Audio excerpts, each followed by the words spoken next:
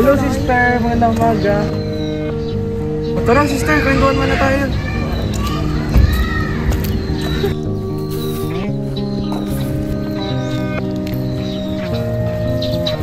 No sister, napansin mo ba? Ang daming kalat.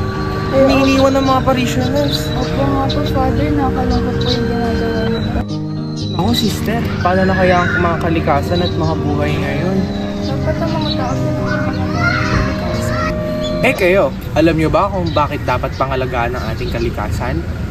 Kasi kailangan natin pangalagaan ang likha ng Diyos na nagbibigay sa atin ng buhay at ng mga yamang likas. Para mapanatili ang mga tirahan at buhay ng mga hayop na parte ng nilikha ng Diyos. Kung masasira ang kalikasan, unti-unti nang mauubos ang buhay, mapatao man, hayop o halaman. Pati na rin ang pagkain, tubig, malinis na hangin at mga tirahan.